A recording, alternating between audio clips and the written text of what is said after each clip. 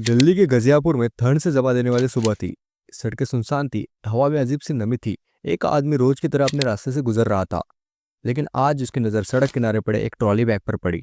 Bag नया सा लग रहा था, लेकिन अजीब बात यह थी कि वो वहां पर क्यों पड़ा था। उसने तो पहले नज़रअंदाज किया, लेकिन जैसे ही उसने बैग को थोड़ा हिलाया, अंदर से एक अजीब सी बदबू आई। अचानक उसका दिल तेजी से धड़कने लगा। उसने हिम्मत जुटाकर बैग को खोला, और जो देखा उसने उसकी रूह कांपा दी। अंदर एक अजली लाश थी। वो कांपते हाथों से तुरंत पुलिस को फोन करता है। कुछ ही मिनटों में पुलिस की गाड़ियों का सायरन पूरे इलाके में गूंजने लगता है। मौके पर पहुंचकर पुलिस चारों ओर बैरिकेड लगा देती है। भीड़ हटाई जाती है। फिर फॉरेंसिक टीम को बुलाया जाता है।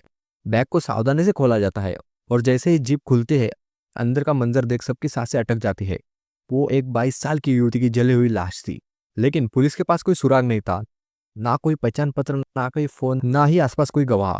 जिसने भी ये किया था उसने सबूत मिटाने की पूरी कोशिश की थी।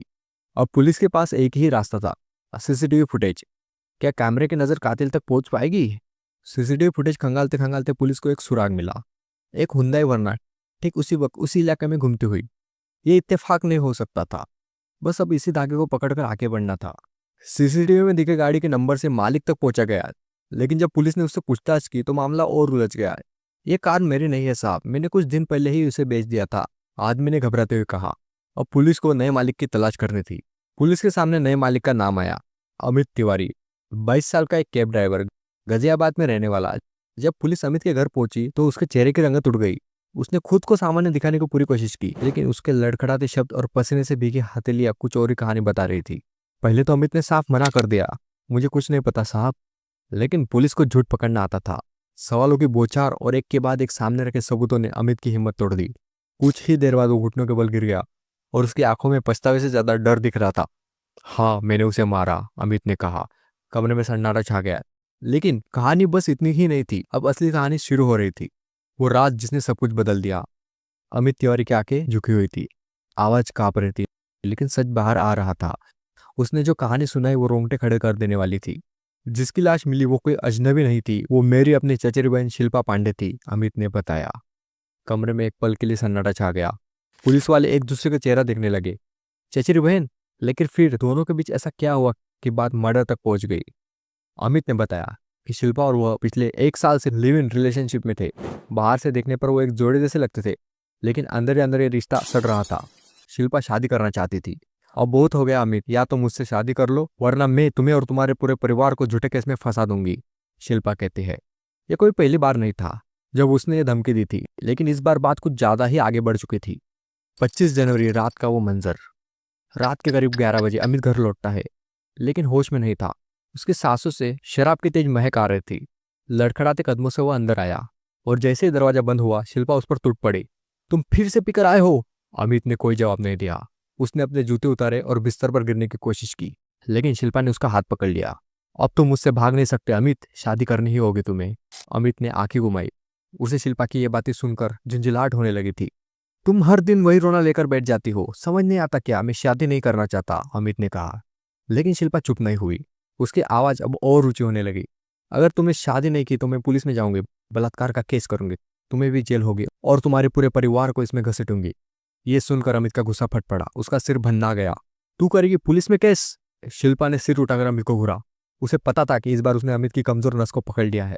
हाँ, कर दूंगी, अभी कॉल करती हूँ पुलिस को, उसने अपना फोन उठाया।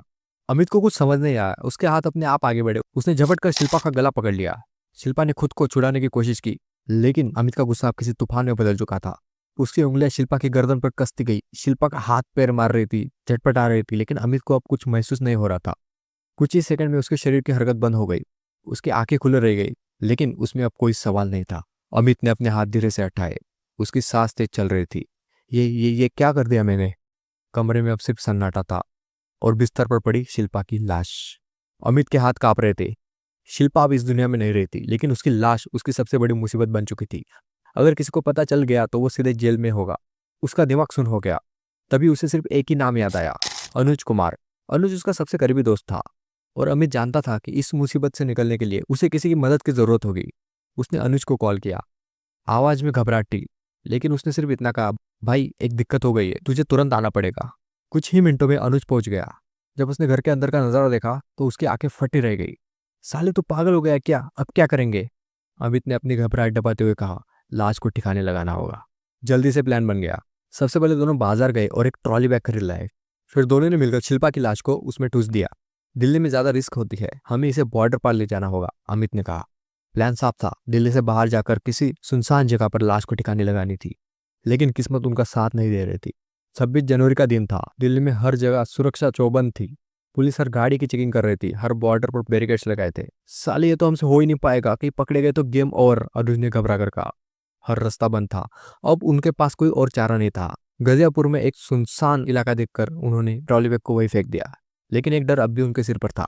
अगर लाश मिल गई तो पुलिस सीधे उन तक पहुंच जाएगी। हमें इसे खत्म करना होगा। अमित के दिमाग में अब सिर्फ एक ही चल रहा था। दोनों भागकर एक पेट्रोल पंप पहुंचे और डीजल खरीदा। फिर वापस उसी जगह आए जहां बैग पड़ा था। लाश समेत पूरे बैग को आग के हवाले कर दिया। धधकते हुए आग की लपटों को देखकर अमित ने एक लंबी सांस ली। उसे लगा कि अब कोई सुराग नहीं बचेगा। कोई भी इस मौत की गुत्थी को सुलझा नहीं पाएगा। लेकिन अपराध हमेशा कोई ना कोई सुराग छोड़ ही जाता है। और अमित को इस बात का अंदाजा नहीं था कि पुलिस पहले से ही उसके बहुत करीब थी। शिल्पा का प्यार, अमित का धोखा और एक पल के गुस्से ने एक जिंदगी छीन ली। लेकिन गुनाह कभी छुपता नहीं है। अमित और अनुज ने हर सुराग मिटाने की कोशिश की, लेकिन कानून की नजर से बचना नामुमकिन था। सीसीटीवी, पुलिस की जांच और फॉरेंसिक रिपोर्ट ने आखिरकार उन्हें बेनकाब कर दिया। अब दोनों सलाखों के पीछे है और जल्द ही इन्हें अपने गुनाहों की पूरी सजा मिलेगी। यह कहानी हमें कड़वा सबक देती है। गुस्से में उठाया गया एक गलत कदम पूरी जिंदगी तबाह कर सकता है। कितनी भी चालाकी से अपराध क्यों ना किया गया हो, सच हमेशा सामने आ ही जाता है। अगर आपको ऐसी सच्ची क्राइम स्टोरीज पसंद है तो इस वीडियो को लाइक करें, शेयर करें और चैनल को सब्सक्राइब करना ना भूलें, ताकि अगली कहानी आप तक सबसे पहले पहुंचे।